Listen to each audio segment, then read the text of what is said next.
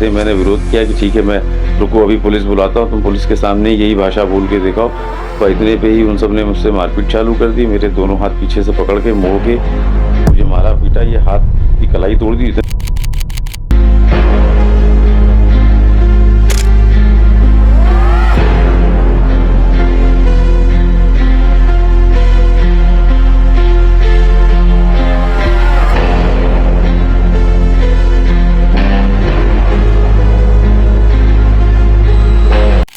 उसके बाद फिर थोड़ी ही देर बाद पुलिस को लेके आ गए कि इन्होंने जो है मोबाइल छीना है और मेरी जेब से 20,000 रुपए की लूट करी है। तो वहाँ लोगों ने यही कहा कि साहब ये बताइए, आप पहले उस इंसान का बैकग्राउंड पता करिए कि वो ऐसा है कि नहीं है, उसका कोई क्रिमिनल रिकॉर्ड है कि नहीं है, कोई चीज़ें ऐसी हैं कि नहीं है। एकदम बेलकुर चाहे ना है, ऐसे कहिए कहियो हमारा गंभीर लड़का निकल रहा था कि बाहर निकलो, चौराहा पर निकलो तो मार देंगे, और जान से मारने की धमकी। अब बताइए, हम लोग शहर में बच्चे पढ़ाने लिखाने के लिए आए हैं, जान से धमकी दे रहे हैं सब मारने के। नमस्कार, मैं हूं तानिया कसौथन। स्वागत है आपका ग्राउंड जीरो भारत में। लगातार उत्तर प्रदेश सरकार कहती है कि वो जनता के हित में काम कर रही है, जनता के लिए काम कर रही है, साथ में सुरक्षा की भी बात करती है।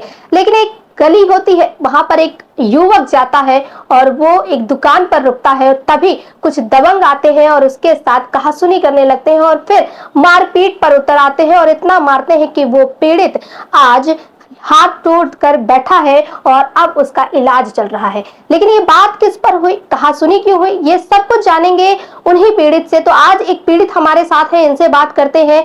क्या नाम है आपका? मैं भीष्म नारायण सिंह, मैं बालागंज एकता नगर का निवासी हूँ। मंगलवार की रात को करीब 11:30 पौने 12 बजे के आसपास मैं अपने काम से वापस आया, घर अपने वापस आया। मेरे घर से ही लगभग 20 से 25 कदम की दूरी पर एक पान की दुकान खुली हुई।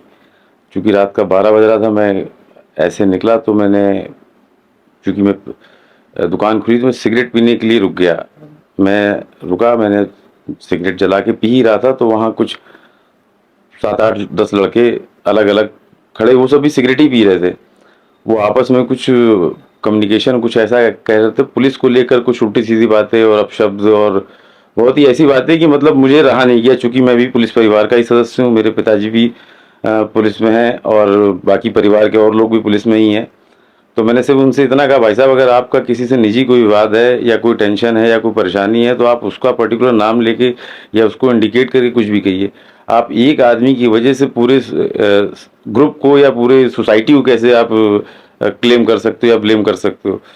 तो इसी बात पे मेरी, चूँकि गाड़ी पे पुलिस लिखा हुआ था, संबल बना हुआ था, तो वो मुझे दरोगा का ये वो उल्टा सीधा बोले। जैसे मैंने विरोध किया कि ठीक है मैं रुको अभी पुलिस बुलाता हूँ, तुम पुलिस के सामने यही भाषा बोल के दिखाओ, तो इतने पे ही उन सब ने मुझसे मारपीट चालू कर दी। मेरे दोनों हाथ पीछे से पकड़ के मोड़ के मुझे मारा पीटा, ये हाथ की कलाई तोड़ दी। इतने मारा पीटा कि मतलब मोहल्ले के जो रात के करीब 11:30-12 बजे का वक्त था, जो लोग रोड पे जा रहे थे वो लोग चीखे चिल्लाए, बीच बचाव में आए। फिर 15 से 20 कदम पे ही मेरा घर था, तुरंत ही मेरा घर के लोग तुरंत जागे, भागे दौड़े। मेरा भाई, मदर, बहन, बाकी गली मोहल्ले के जो अंकल और अगल पड़ोसी से भागे। इन लोगों ने बीच बचाव किया। बीच बचाव करने के बाद बात वहाँ पर आई गई, ख़त्म हो गई।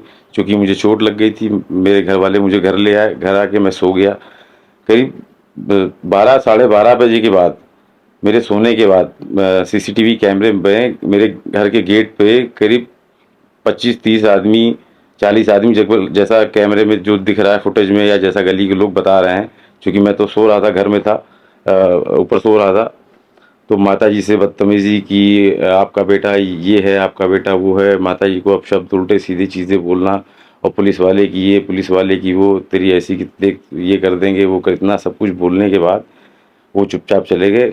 और मतलब माता जी ने जब मेरे बोला कि मतलब ठीक है रुको मैं अभी पुलिस बुला रही हूँ, 112 बुला रही हूँ, जब उनको पुलिस की धमकी माता जी ने जब दी कि ठीक है तुम लोग इस तरह, माता जी ने सिर्फ इतना मेरी कहा कि ठीक है अभी वो सो रहा है, उसको चोट लगी, जो भी बात करनी है आपको, जो कहना आप सुबह आइएगा, मैं उससे पूछूंगी, उससे बात करूंगी, जो भी आपकी बात है या जो भी सामान आप जो भी चीज़ें कह रहे हैं उससे पूछ के मैं सुबह क्लियर कर दूंगी। लेकिन वो लोग नहीं, अभी गेट खोलो, अभी निकलो, अभी निकालिए, और इस तरह के अपशब्द भाषा करीब 20-25 मिनट बोलते हुए पुलिस को, जब उनको लगा कि पुलिस आ जाएगी तब वो सब वापस भागे।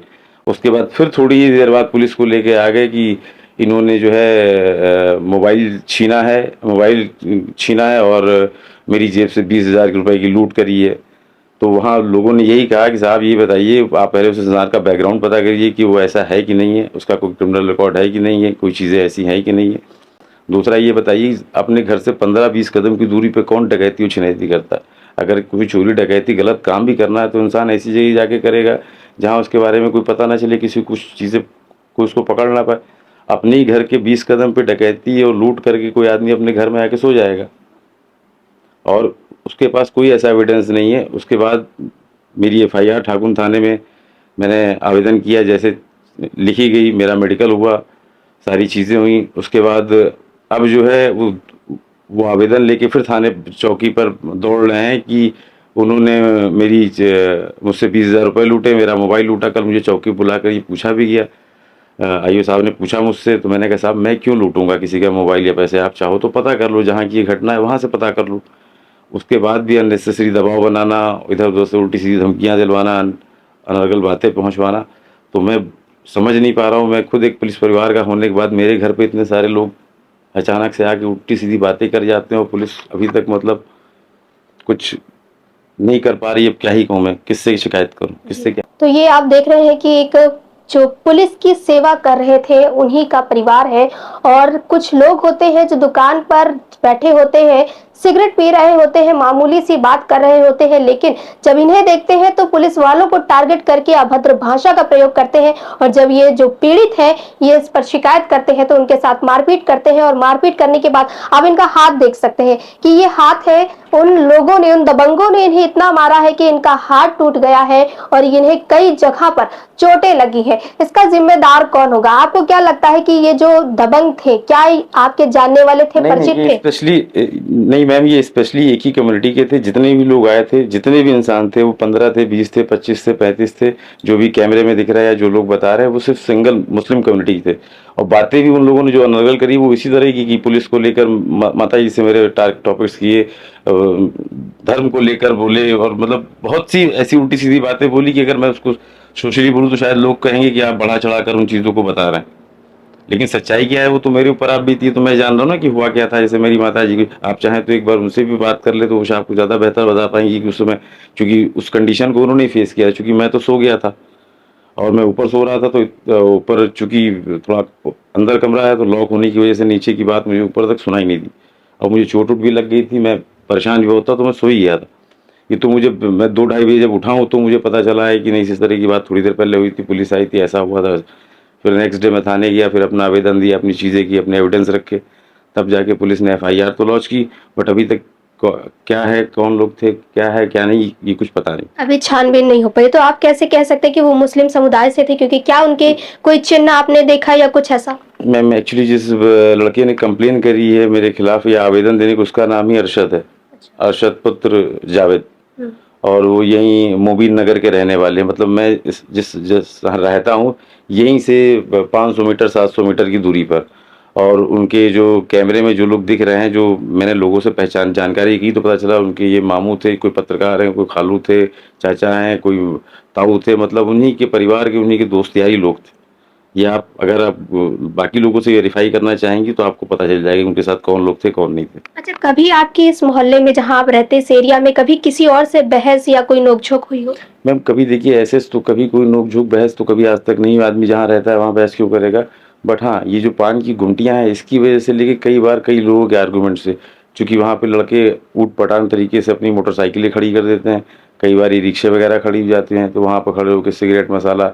अब जैसे कार से कोई बंदा जा रहा सडनली, उसको जल्दी कहीं जाना है तो उसको वहाँ से निकलने के लिए 2-3 मिनट 4 मिनट वेट करना पड़ता है कि भैया बाइक हटाओ, गाड़ी हटाओ, तो अपनी कार निकाले, और वो अपना सिगरेट फूंक रहे हैं तो ये रुकिए 1 मिनट 1 मिनट 2 मिनट रुकिए। अब मान लीजिए सपोज किसी को स्कूल जाना है, किसी को ऑफिस जाना है, किसी को हॉस्पिटल जाना है, सडनली किसी को इमरजेंसी में कहीं जाना है, अब वो उनके लिए स्पेशली 2-4-5 मिनट अपने वेस्ट करें वहाँ। तो इसके लिए पहले इस तरह की उसी जगह पर कहा सुनी हुई कि भैया गाड़ियाँ किनारे लगाओ, इतनी जगह छोड़ दिया करो, कम से कम दूसरे की गाड़ी तो निकल जाए, तुमको जैसे खड़े हो ना खड़े रहो, लेकिन इतनी जगह छोड़ दो कि कोई दूसरे की कार, बाइक या जो बाकी साधन है वो निकलता रहे, जिससे उसको डिस्टर्बेंस ना। इस चीज़ को ही लेकर यहाँ विवाद इशू हुआ। बाकी आप पता कर लें खुद क्या सच्चाई है क्या नहीं, मैं क्या ही अपने बारे में कुछ बोलूँ। चलिए, पुलिस ने आपकी एफआईआर दर्ज की? यस मैम, मेरी एफआईआर तो पुलिस ने दर्ज की है, बट अब देखिए आगे क्या होता है।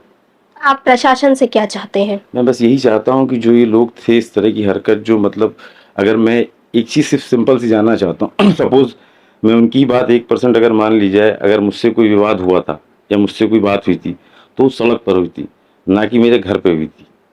तो कोई बात अगर उनको कहनी भी थी अपनी या मुझसे कुछ हुआ भी था तो वो स्वतंत्र थे, वो पुलिस के पास जा सकते थे, कहीं भी जा सकते थे, आवेदन दे सकते थे, पुलिस आती मुझे अपने घर से पूछताछ करती, अगर उसको ज़रूरत लगता है कि नहीं इनको ले जाना चाहिए, थाने ले जाके पूछताछ करनी चाहिए, थाने ले जाके पूछताछ करती। ये कौन होते हैं 30 25 50 आदमी इकट्ठा करके घर पे आके और लेडीज़ों से बहस करें, औरतों से बहस करें, आर्गूमेंट करें। इतनी इनको तमीज़ नहीं कि घर पे जब लेडीज़ ने दरवाज़ा खोला है तो उससे क्या क्या कहें, अभी रात में 12:30 बजे आप बात भी करने किसी के दरवाजे जाओगे, शिकायत भी करने जाओगे, सपोज 1 आदमी 2 आदमी 3 आदमी जाए, आप 25-50 आदमी किसी दरवाजे कंप्लेन करने जाओगे रात में 12:30 बजे। आप ही बताइए क्या ये मतलब ये जायज़ है कहीं से, ये मतलब क्या ही कहूँ। आपके पास सबूत है कुछ? हाँ मैम, सीसीटीवी मेरे पास फिलहाल सीसीटीवी फुटेज है, जो मेरी गली में आए और वो क्या बोला, बहस वहस करी गेट पे खड़े होकर, जो चीज़ें वही एविडेंस है। बाकी जहाँ पर विवाद हुआ वहाँ कोई फुटेज तो नहीं, हाँ लेकिन जो दुकानदार है, जो वहाँ के उस समय लोग थे, वो तो उन्होंने पुलिस को भी बताया कि साहब हाँ झगड़ा हुआ था, मारा गया था, लेकिन किस वजह से हुआ था, क्या हुआ था, ये तो आप मैम आप भी जानती है, आज की डेट में कोई लफड़े में नहीं फंसना चाहता। जी। तो हाँ, वो लोगों ने ये भी बताया कि साहब कोई लूट नहीं हुई थी, कोई मोबाइल छिनैती नहीं हुई थी, कोई पैसा रुपया नहीं लूटा गया था, मारपीट हुई थी। फिर इधर से इनके घर के लोग आ गए थे, उधर से उनके घर के लोग आ गए थे, दोनों लोग अलग अलग हटा के वो उनको लेके चले गए थे, वो उनको लेके चले गए थे।